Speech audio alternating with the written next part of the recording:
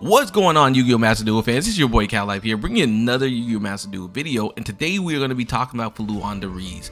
Now, I had a discussion with someone in my Discord server, so if you're new to the channel, hit the like button, hit the subscribe button. That way you can get access to the Discord server where we talk all types of Yu-Gi-Oh! Whether it be TCG, OCG, and Master Duel. If you want to talk about Cross Duel, you have to find someone else to talk to that about, because I don't know anything about that game. But anyways, like I said, we're talking about Floowandereeze.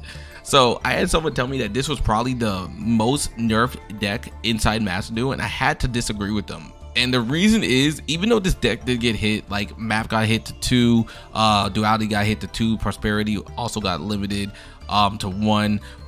And on top of that, we lost Wind Barrier Statue, Dimension Shifter got hit to 2. So a lot of hits did happen, but at the end of the day, I still don't think this is the most nerfed deck. So I'm here to just showcase why I think this deck is still very good, very super consistent, and why it just is such a very, very good deck. And it's going to be because of one card known as Harpy's Feather Storm. This card is super good. Basically, if you had a Wing Beast monster, doesn't matter the level, you can just go ahead and activate this card and Shogun any monster effects my opponent has, or like they try to activate from hand. If they try to activate like an Ash hand trap, it gets negated. So it's just really good, especially. And then if they destroy it, you get a Harpy's Feather Duster from your deck or your graveyard added to your hand. I am not playing Harpy's Feather Duster. I really don't think we're in a back row meta right now. So yeah, I'm just really not playing it. Plus on top of that, because of Runic Sprite, like Harpy's Feather Duster just literally just gets stopped either by Hugging, which protects all the back row field spells, stuff like that, or it gets protected by Carrot. So yeah, I'm just not playing it. If I wanted to play it, I could drop something down, like maybe evenly match the 2 and then play Harpy's Feather Duster, but it's really up to you guys. As you guys also notice, I'm not really playing any hand traps just because I want more consistency. 40 card deck completely. One thing I would play though is probably another copy of Dark World in the War, but I don't have it. So yeah, we're stuck at 2. But I think this deck needs 3, to be honest with you. But anyways, guys, if you like the video, please hit the like button, hit the subscribe button, as I said earlier. And also, please comment in the section below, what do you guys think is the most nerfed deck? I think it's Eldritch. They lost a whole bunch of cards. Imperial Order, Vanity's Emptiness. A lot of cards were semi-limited. Some cards were just limited completely. And banned. And then my second guess would probably be Prank Kids Adventure, where that deck came out with pre-nerfs and then got hit again Adventure, and then even top of that, Pranks got hit, Meow Meow Moo got hit, and you just don't see that deck anymore. But yeah, anyways, enjoy the video. Peace. All right, so match number 1, and we're going to be starting off with the power of our Advent, and from here we're going to go summon out Robina. Robina is going to grab the Eglen. At this point, I was really hoping that they didn't have an Imperm. Actually, I wasn't too scared about, because we had Call By. So from here, we're going to go ahead and obviously summon out our Empen onto the field. And then from the Empen, we're going to chain block it with the Robina, allowing me to go ahead and grab ourselves the Dreaming Town. Dreaming Town is now going to get set. I'm going to go ahead and put 3 cards, keeping 1 Feather Storm in our hand, just in case they do have like the power of, I was gonna say like Lightning Storm. So anyways, they end up hitting our Dream Town. Now what's kind of weird is that they didn't activate this during the standby phase. I think if you like are playing Runics and you know that you have someone that's playing like, you know, like Floowandereeze, you probably want to activate that during standby, you know, instead of activating it during main, because of the fact that now I'm still able to activate it, and so I can get ourselves the Robina, get ourselves the Toucan. Toucan grabs the Eagle, the Empen. Empen will summon itself onto the field, and then from the Empen, I can go ahead and actually activate this to grab ourselves.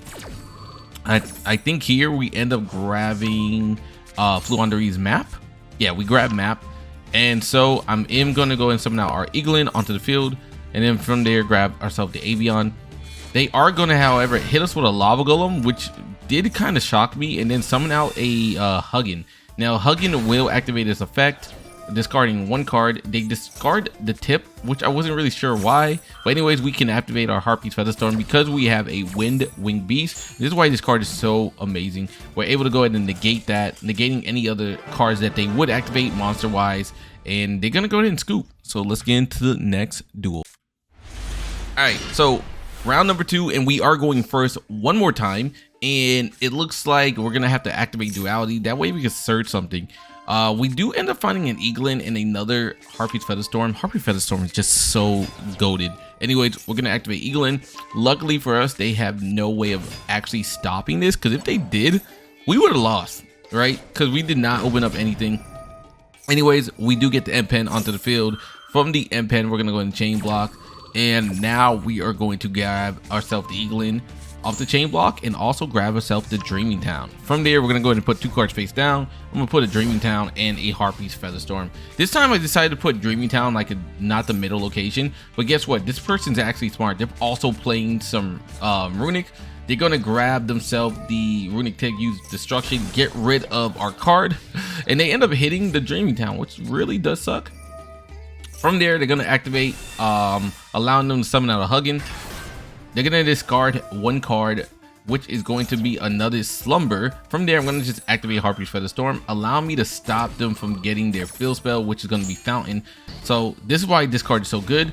And then they held me captive for like a good 2 minutes, bro. Like I promised, they did not play. They literally were just sitting here, I guess, trying to figure out why they can't activate whatever cards was in their hand. And then they decided to play 1 card face down. So from here, we are going to get the Dark World No More. I actually end up using Dark World No More, not even trying to use that card. I was actually trying to summon out Floowandereeze, but I misclicked on my phone, because I was playing this on my phone, by the way. Anyways, from here, we are going to be forced now to lose our Dark Ruler, but we at least are able to go ahead and grab ourselves the Robina after we get stopped by Freezing Curses, which is actually going to end our turn. From there, this is going to end my turn. And if you're wondering why I didn't attack, I don't want them to be able to activate any of their runic cards that they have. But guess what? They didn't actually have any runic card other than Fountain. So from there, they are going to be playing Sprites, which I'm not shocked of. The last runic player that we went against was also playing Sprites. He just didn't get any of his Sprite cards. But look at this. This is how good Sprites are. Literally, they're able to go ahead and build a board immediately off of like just what, like 2 cards. So mostly just 1. They do get the Gigantic will summon itself. Only Bamaru actually banishes my card by well as well. Imperia then allows them to grab a Max C from the draw. They're gonna summon out Max C, that way they can make a Sprite Elf. And then from here, the Sprite Elf is going to allow them to summon out the Carrot. Luckily for us, they cannot attack, which means our Eglen gets to stay on the field. We do top deck into a D-Shifter, which is not too useful, but we can at least use Toucan, grab ourselves Map. From there, we're going to chain block it with Stri. They're going to use Imperia. I guess they're looking for like a runic card, because if they get a runic card here, it's not going to look too good, especially if they get like Freezing Curses. But if they go to get like anything else, we would actually be fine, because we don't special summon. So the only one that really would hurt us is like Freezing Curses, or the one that protects a monster for like the turn. I can't remember, is that Slumber? It might be Slumber. Yeah, so Slumber would be bad for us, but I have a feeling they're only playing 2 copies of Slumber. Anyways, we are going to be able to summon out our Avian. From there, Imperia draws them their card. We're going to activate Dreaming Town because we summoned out level 7 Winged Beast. And we're going to flip all these cards face down. And you know what that means? We can now have like no worries about any of their Carrot or Red. And if you're wondering why they never activate Carrot, it's because I chain blocked the Dreaming Town. So Dreaming Town allowed me to be able to still activate it. We're going to use Eglen. Eglen grabs ourselves the Empen. We're going to summon out our second copy of Empen. And then from there, we're going to grab ourselves the Floowandereeze Advent. At this point, I'm going to attack the Gigantic Elf, knowing where it was. And then we're going to go after the Sprite Red, because we don't want to deal with monster effects. We're going to put this 1 card face down, Advent. And then because of the fact of only Bamaru, our Floowandereeze Empen comes back to our field due to its effect. They're going to go ahead and flip every card face up, realizing that they can't activate any of these cards because they're all special summoned. That means only Bamaru is useless for them. Sprite Elf is also useless for them. The fact that they had Carrot on the field also flips summoned face up from the special summon makes it useless, meaning GG's. Let's get on to the next one. As you can see, Floowandereeze is just the runic sprite killer. Okay, so now round number 3, and we're going to be going second, and it looks like we're going to be playing against Ignister. Now, I do wonder if this Ignister deck is going to be pure or the Mathmech variant. Mathmech variant, I do think is a lot better because you have 2 different engines that can work simultaneously together or on its own, allowing you to get off still full combo. Anyways, they are going to summon out the Ignister, use AI land. From there, they're going to get the Buraru. Buraru will dump the Chi-Chi. From the Chi-Chi, they get Splash Mage. So if you're wondering, yo, Cal, when are you going to activate this Infinite Imperm? Well, I'm going to wait till I see Dark Templar, because Dark Templar usually cripples this deck if it gets hit, especially because they go through so much of their resources. So as you guys can see, here comes the Wind Pegasus Ignister. Wind Pegasus will activate its effect. I mean, not activate its effect, but will summon, allowing them to then go ahead and get out the Dark Templar. Dark Templar will then allow them to activate AI land. AI land will grab the Chi-Chi. Chi-Chi will summon now with the Dark Infant, and now on top of that, they can now activate Dark Templar. Now we will negate this Dark Templar here, and this is probably the best time to negate it when it's activated its effect, obviously. This way, now as you guys can see, they only play mostly 2 copies of Infant, so now they're already down 2 infants. They're going to have to use Hiyari. Hiyari is going to grab Gachiri. Gachiri will special summon itself here, allowing me to then go ahead and just watch them summon out these dark, like a dark flare, dark fluid, my bad, that was dark flare for a split second. But yeah, so if you guys don't know anything about this card is actually really good inside Igniters. But basically, if you have like an XYZ Retro Fusion or Synchro monster in your graveyard, it gets a number of tokens based off of like that, right? So right now they only have 1 Synchro, so which is really good. So they only get like 1 negate. But anyways, we are gonna top deck into a Harpy's Feather Storm. We're gonna use the power of like Eglen from the Advent to banish that.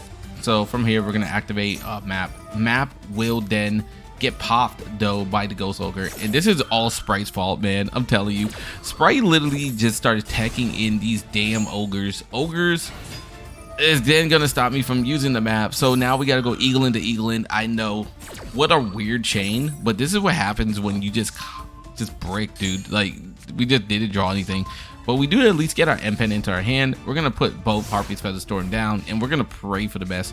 At this point, because it's draw phase, I'm just going to Shogun the hell out of this Feather Storm, allowing them not to activate any monster effects. Which is really good for us.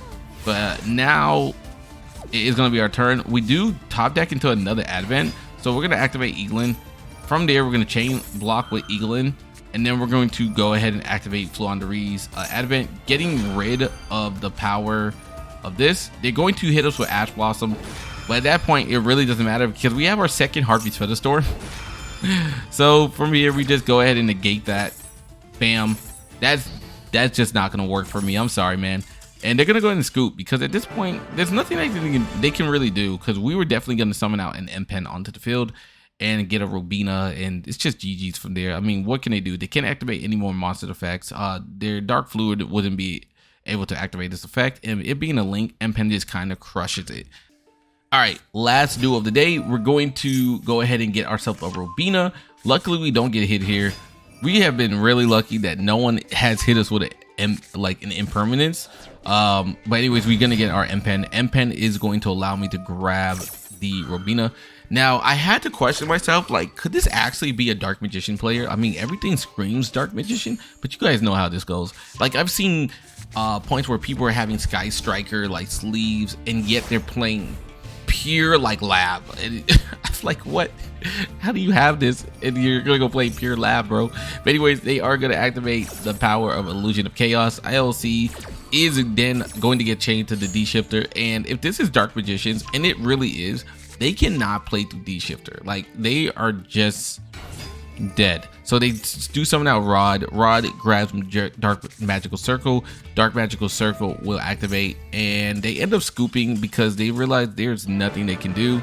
We also held off from activating Dreaming Town So we were gonna have a bounce back of cards. So there was no way that he was gonna be able to do anything. The reason he did not grab the other card instead of Magician's Rod is because you would have to be able to send your card to the graveyard, Dark Magician to the graveyard to special summon it. But because it was gonna get banished, there was nothing that they can do there. But anyways, GG's. Let's get. If you guys enjoyed the video, let me know in the description below. As you guys can see, Floowandereeze is still very, very good deck. I don't know why people think that this deck isn't good anymore. Even without the floodgates and it's being hit with like prosperities, dualities, and everything else, like it's still very good. It's still super consistent. Obviously, this deck would be even more consistent if like there was 3 maps, Wind Barrier Statue still. But yeah, you know, even throughout all the nerfs, it still does what it does. But thank you all for watching. Hopefully you did like the video. Subscribe. Peace.